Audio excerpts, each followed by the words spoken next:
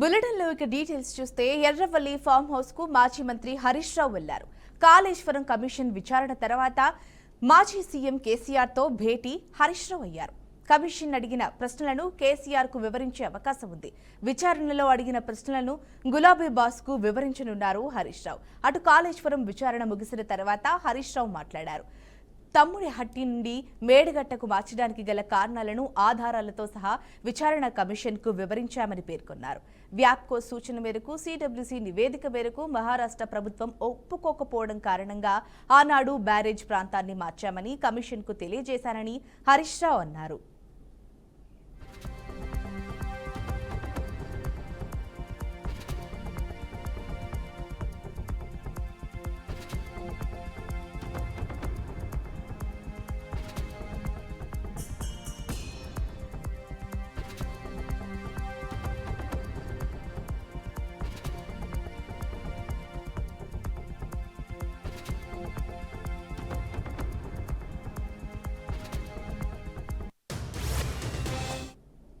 ఇక ఇదే అంశానికి సంబంధించి మరింత సమాచారం మా ప్రతినిధి బాసిత్ అందిస్తారు.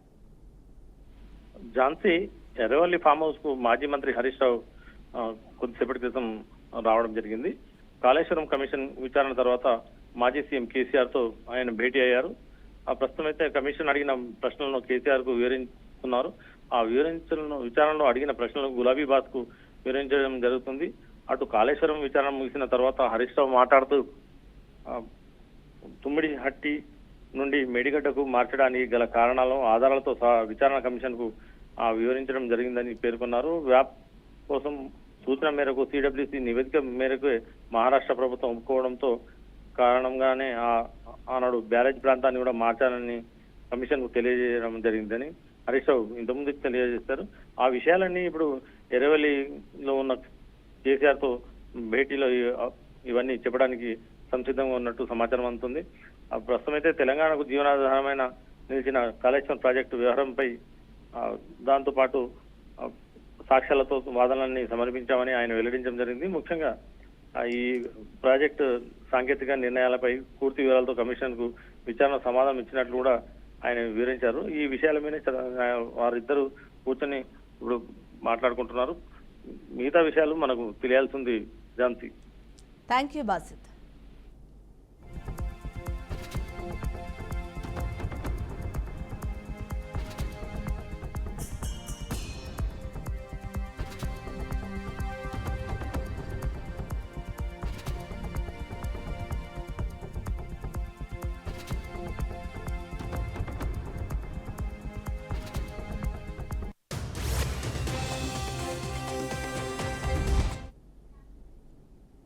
చిన్నస్వామి స్టేడియం తొక్కిసలాట ఘటనపై ఆర్సీబీ హైకోర్టును ఆశ్రయించింది. బెంగళూరులోని చిన్నస్వామి స్టేడియం వద్ద ఐపీఎల్ విజయోత్సవ సందర్భంగా చోటు చేసుకున్న తొక్కిసలాట ఘటనలో తమపై నమోదైన ఎఫ్ఐఆర్ను కొట్టివేయాలంటూ కర్ణాటక హైకోర్టులో పిటిషన్ దాఖలు చేశారు. వారిని ఈ కేసులో తప్పుగా ఇరికించారని ఆర్సీబీ తరఫున రాయల్ ఛాలెంజర్స్ స్పోర్ట్స్ లిమిటెడ్ తరపు న్యాయవాది కోర్టుకు విన్నవించారు. వారిపై నమోదైన కేసును రద్దు చేయాలంటూ న్యాయస్థానాన్ని అభ్యర్థించారు. ఆర్సీబీతో పాటు ఈ కార్యక్రమాన్ని నిర్వహించిన డిఎన్ఏ ఎంటర్టైన్మెంట్ ప్రైవేట్ లిమిటెడ్ సంస్థ కూడా తమపై నమోదైన కేసుకు వ్యతిరేకంగా హైకోర్టులో పిటిషన్ దాఖలు చేసింది.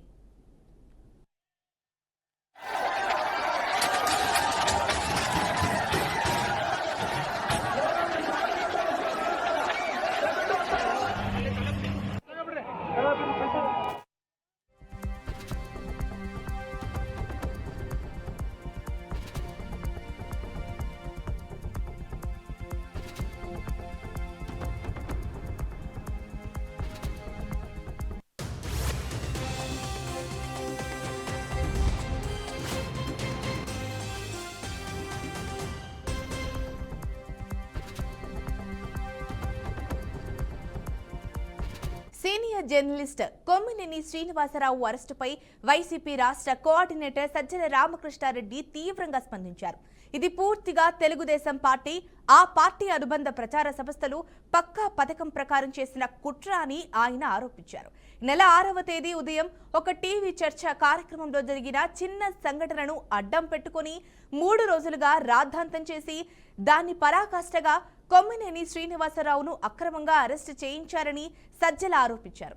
ఈ నెల 6వ తేదీ ఉదయం సాక్షి ఛానల్లో జరిగిన ఓ చర్చా కార్యక్రమంలో విశ్లేషకుడు కృష్ణంరాజు చేసిన వ్యాఖ్యలే ఈ వివాదానికి మూలమని సజ్జల తెలిపారు.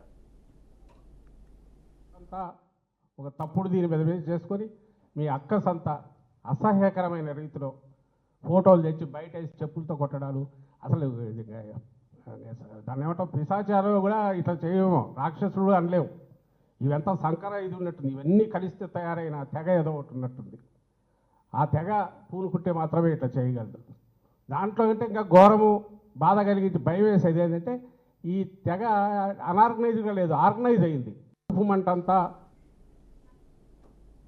హైదరాబాద్ మియాపూర్లో 1115 సీసాల డిఫెన్స్ మద్యాన్ని టాస్క్ ఫోర్స్ అధికారులు పట్టుకున్నారు. సమాచారం మేరకు హఫీజ్పేటలో అధికారులు తనిఖీలు నిర్వహించారు. అనుమానంగా కనిపించిన వాహనాన్ని అదుపులోకి తీసుకుని తనిఖీలు నిర్వహించగా డిఫెన్స్ మద్యం పట్టుబడింది. దీంతో 2 నిందితులను అదుపులోకి తీసుకుని విచారిస్తున్నామని అధికారులు వెల్లడించారు.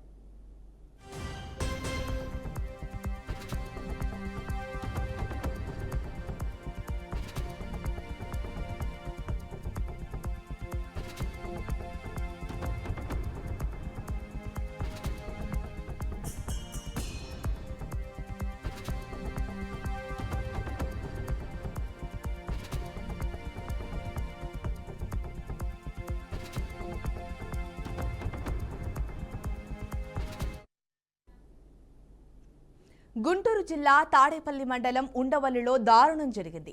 రైల్వే ఉద్యోగులైన భార్యాభర్తలపై మద్యం మత్తులో ఉన్న కొందరు యువకులు దాడికి పాల్పడ్డారు. విజయవాడలో రైల్వే ఉద్యోగం చేస్తున్న ఆనంద్, సునీత విధులు ముగించుకుని ద్విచక్ర వాహనంపై ఉండవల్లికి తిరిగి వస్తుండగా మార్గ మధ్యలో మద్యం మత్తులో ఉన్న ఆ యువకులు బైక్ను ఢీకొట్టారు. దీంతో సునీత వారిని గట్టిగా ప్రశ్నించింది. ఆ యువకులు మరో గ్యాంగును అక్కడికి రప్పించి వారిని తీవ్రంగా కొట్టారు. అనంతరం అక్కడి నుంచి పరారయ్యారు. కుమార్, నేను రైల్వే జాబ్ చేస్తాను. ఆవిడ ఆర్పీఎఫ్ కానిస్టేబుల్ డ్యూటీ నుంచి తీసుకొని వస్తున్నాను. వెనక నుంచి వాళ్ళు గుద్దేసి మమ్మల్ని కొట్టారు. 10-15 మంది వచ్చి మమ్మల్ని గుద్దేరు మీద వెళ్ళి మాట్లాడుతుంటే తాళం తీసుకున్నాము. వీళ్ళకి 10 మంది ఫోన్ చేశారు. వచ్చి వాళ్ళు వచ్చి కొట్టారు. వాళ్ళకి మీకు ఎప్పుడైనా ఏ సంబంధం లేదు. ఇదే ఫస్ట్ టైం చూస్తాను. ఒక కొత్త నన్ను మావిని బాగా కొట్టారు. రాళ్ళు పెట్టి కన్ను కింద బాగా గుద్దారు, రాళ్ళు పెట్టి కొట్టారు. విజయవాడ నుంచి వస్తామంటే వెనకమాల నుంచి ఇంకో అతను బాగా తాగేస్తున్నాడు. బైక్ మీద నుంచి ఆయన స్కూటీ నుంచి వస్తున్నాడు. వచ్చేసి ఇద్దరిని కలిసి వెనకమాల వచ్చేసి ఫాస్ట్గా వచ్చి గుద్దాడు. తాగి ఉన్నది గుద్దేసరికి నేను 5th మంత్ ప్రెగ్నెన్సీ అయ్యేసరికి వెంటనే మా ఆయన నన్ను గౌగా కింద పడిపోయిందని నన్ను లేపారు. పైకి లేపిన తర్వాత ఇంకా అందరూ అక్కడ గుమ్ముగూడారు. ఏం చేశారంటే ఆయన కీస్ తీసేయమ్మ, ముందు బైక్ పట్టుకెళ్ళిపోతాడు, మళ్ళీ కీస్ తీయనగా కీస్ తీసాను. నేను కీస్ తీయగా నన్ను నా మీదకి వచ్చాడు కొట్టడానికి. నేను చెప్పు పెట్టి 2 దెబ్బలు వేసాను అనమాట. దెబ్బలు వేసిన తర్వాత వేరే వాళ్ళందరికీ ఫోన్ చేశాడు. చేయగానే 2 బైకుల మీద వచ్చి అందరు కలిసి మా ఆయన్ని నన్ను బాగా కొట్టాను. మా ఆయన్ని చంపేస్తామని చెప్పేసి అన్నారు. 2 బైకుల మీద వచ్చారు. అసలు నేను ప్రెగ్నెన్సీ అంత ఆపినాక నాకు నన్ను తోసేసి మా ఆయన్ని చంపడానికి వెళ్ళిపోయారు. ఈలోపు ఇంకా అక్కడ ఉన్న జనం అందరూ నన్ను తీసుకొచ్చి పోలీస్ స్టేషన్ కంప్లైంట్, మా ఆయన చంపేస్తున్నారు వాళ్ళు అనేసరికి నేను కంప్లైంట్. ఖమ్మం జిల్లాలో రెవెన్యూ శాఖ మంత్రి పొంగులేటి శ్రీనివాసరెడ్డి పర్యటించారు. ఈ సందర్భంగా ఏదలాపురం మున్సిపాలిటీ పరిధిలోని తెల్దపల్లి, మధురపల్లి గ్రామాలలో అంతర్గత సీసీ రోడ్ల నిర్మాణానికి పొంగులేటి శంకుస్థాపన చేశారు. ఈ సందర్భంగా ఆయన మాట్లాడుతూ రాబోయే రోజుల్లో ఏ ఎన్నికలొచ్చినా కాంగ్రెస్ పార్టీని గెలిపించాలని అన్నారు. ఇందిరమ్మ రాజ్యం వచ్చిన తర్వాత పలు అభివృద్ధి సంక్షేమ పథకాలు చేస్తున్నారని, అర్హులైన ప్రతి ఒక్కరికి ఇందిరమ్మ ఇల్లు ఇస్తారని, ఎవరూ అధైర్యపడవద్దని అన్నారు. ఇంటర్నల్ సిమెంట్ రోడ్లు 50 లక్షల రూపాయలతో శంకుస్థాపన చేసుకున్నాం. దాంట్లో 13 రోడ్లలో 4 రోడ్లు పూర్తయ్యాయి. ఇంకా వారం 10 రోజుల్లోపు మిగతా రోడ్లన్నీ కూడా పూర్తవుతాయి. గతంలో కూడా 81 లక్షల రూపాయలతో సిమెంట్ రోడ్లు మార్చికి ముందు కంప్లీట్ చేసుకున్నాం. ఇది కాకుండా సుమారు 10.5 కోట్ల రూపాయలతో 10,50 లక్షల రూపాయలతో 4 తార్ రోడ్లు, అవి ఒకటి ముత్యాలమ్మ గుడి నుండి ధోబీఘాట్ వరకు, ఖమ్మం నుండి కోదాడ రోడ్ నుండి తెల్లదేవరపల్లి వరకు, ఖమ్మం నుండి తెల్లదేవరపల్లి రోడ్డు నుండి రాముడు చెరువు వరకు, తెల్లదేవరపల్లి నుంచి పల్లంపాడు వరకు ఈ 4 రోడ్లు 10.5 కోట్లు 10,50,00,000 రూపాయలతో శాంక్షన్ చేసుకొని టెండర్లు కూడా అయినాయి. ఇందులో కొన్ని శంకుస్థాపన చేసుకున్నాం, మరికొన్ని శంకుస్థాపన చేసుకోవడానికి సిద్ధంగా ఉన్నాయి.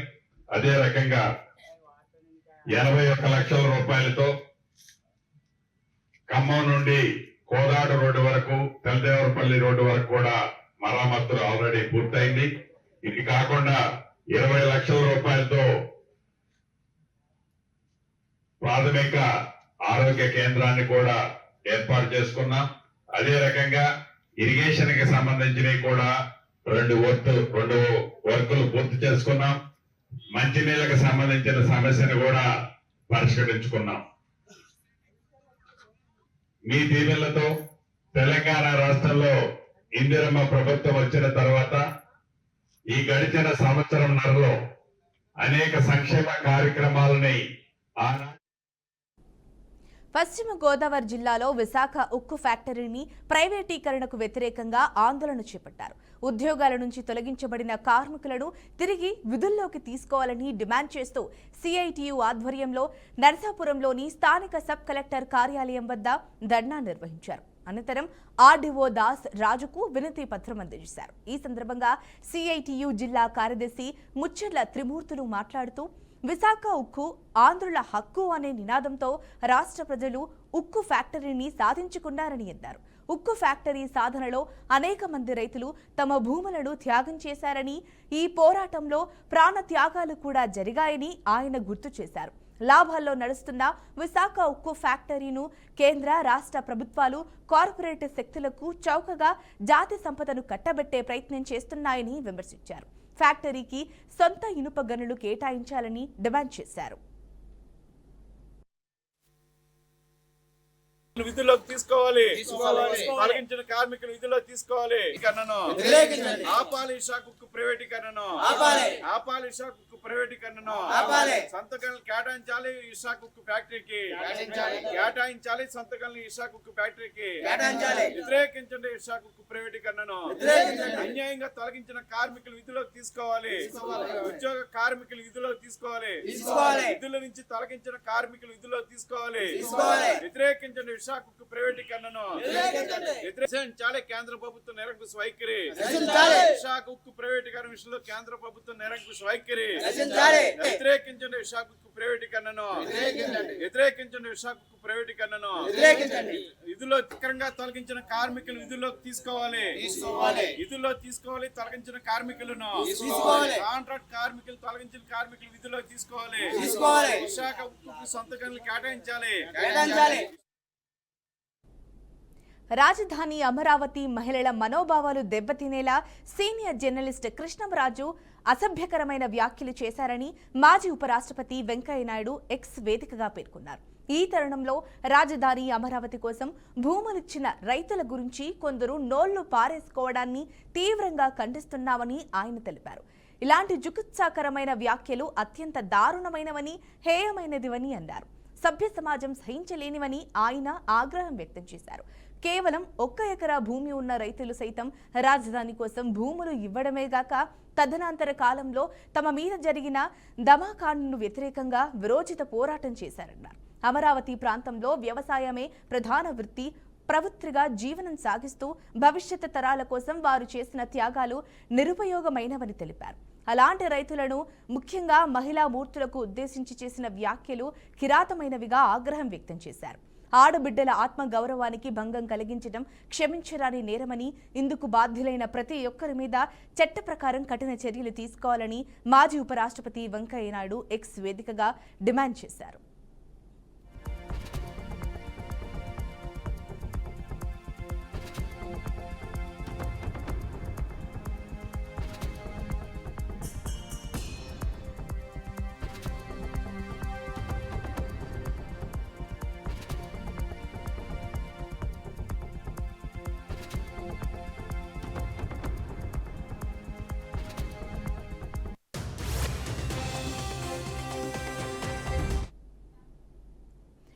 అక్రమ మైనింగ్ కేసులో అరెస్టైన వైసీపీ నేత మాజీ మంత్రి కాకాని గోవర్ధన్ రెడ్డి రిమాండ్ వెంకటగిరి కోర్టు పొడిగించింది. మరో 14 రోజుల పాటు రిమాండ్ పొడిగిస్తూ ఉత్తర్వులు జారీ చేసింది. అక్రమ మైనింగ్ కేసులో కాకాని A4గా ఉన్నారు. వైసీపీ హయాంలో మంత్రిగా కాకాని అక్రమ మైనింగ్ చేపట్టారని, ఆయనపై కేసు నమోదు కావడంతో అరెస్టు చేస్తారని భయపడి అజ్ఞాతంలోకి వెళ్లిపోయారు. గాలింపు చర్యలు చేపట్టిన పోలీసులు బెంగళూరులో కాకానిని అదుపులోకి తీసుకున్నారు. దాంతో కాకాని గోవర్ధన్ రెడ్డికి నెల్లూరు జిల్లా వెంకటగిరి కోర్టు 14 రోజుల రిమాండ్ విధించింది. తాజాగా రిమాండ్ గడువు ముగియడంతో కోర్టులో హాజరుపరచగా మరోసారి 14 రోజుల పాటు రిమాండ్ను పొడిగించింది న్యాయస్థానం.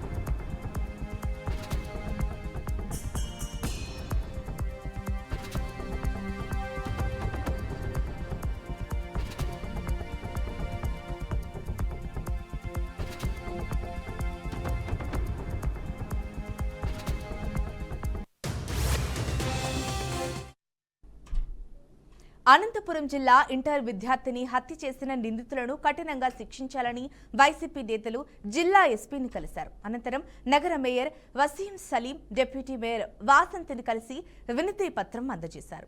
మహిళలకు రక్షణ కరువైందని వారు ఆవేదన వ్యక్తం చేశారు. కూటమి ప్రభుత్వం మహిళకు రక్షణ కల్పించాల్సిన బాధ్యత ఉందని తెలిపారు. రాష్ట్రంలో ఎక్కడ చూసినా యువతులు మహిళలపై అత్యాచారాలు పెరిగిపోయాయని ఆందోళన వ్యక్తం చేశారు. పాప మంగళవారం నైట్ పోయింటే మేము ఊరు ఇక్కడ అనంతపురం మొత్తం ఎదికినాము. ఎక్కడ దొరకలేదు. దొరకడానికి స్టేషన్లో పోయి కేసు రాసిచ్చినాము. వాళ్ళు రాసుకున్నారు. ఈరోజు చెప్తాం, రేపు చెప్తామన్నారు. కనీసం సీసీ కెమెరా కూడా వాళ్ళు చూసుకోలేదు, అసలు పట్టించుకోలేకపోయినారు. బుధవారం పోయింటే మా పాప మా చేతికి వస్తుందేమో. డైలీ పోతా అంటే ఎస్సీ ఆఫీస్ దగ్గర నుంచి మాకు లిస్ట్ రావాలా అని చెప్పినారు వాళ్ళు. మేము ఫోన్ కాల్ లిస్ట్ మేము లాస్ట్ కాల్ ఈ పాప ఈ టైంలో చేసిపోయింది కదా అని చెప్పి మేము చూపించినా కూడా వాళ్ళు తీసుకోకున్నట్లు పట్టించుకోకున్నట్లు ఉన్నారు. అసలుకి నిన్న కూడేరి వాళ్ళు చూసి పోయి 6 రోజుల తర్వాత మొన్న ఎత్తుకొచ్చినారు. కూడేరి వాళ్ళు చూసి అక్కడ పోలీస్ స్టేషన్ వాళ్ళు చూసి ఎత్తుకొచ్చింటేనే బాడీనే. తర్వాత వీళ్ళకి తెలిసిందంటే వీళ్ళు అప్పుడు ఫోన్ చేసినారు మాకు, మీ పాపనా కాదా అని చూసి. అసలు మా పాపకి బొబ్బలు వచ్చి అసలు పురుగులు వచ్చి అసలు రామకృష్ణ కాలనీకి సంబంధించినటువంటి ఒక గిరిజన మహిళ తన్మయ్య గారిని నరక యాతన అనుభవించి పుట్టన పెట్టుకున్నటువంటి కామాంధులను వెంటనే శిక్షించాలనేసి ఈరోజు వైఎస్ఆర్ కాంగ్రెస్ పార్టీ తరఫున తల్లిదండ్రులకు వెంటనే న్యాయం జరగాలనేటటువంటి ఒక ముఖ్య ఉద్దేశంతో ఈరోజు ఎస్పీ గారిని కలవడం జరిగింది. ఎస్పీ గారిని కలిసిన తర్వాత కూడా తల్లిదండ్రుల పక్షాన ఈ ప్రభుత్వానికి ఒకటే హెచ్చరిస్తూ ఉన్నాం. దాదాపు కూటమి ప్రభుత్వం ఏర్పాటయ్యి దాదాపు సంవత్సరం రోజుల కాలం అవుతా ఉంది.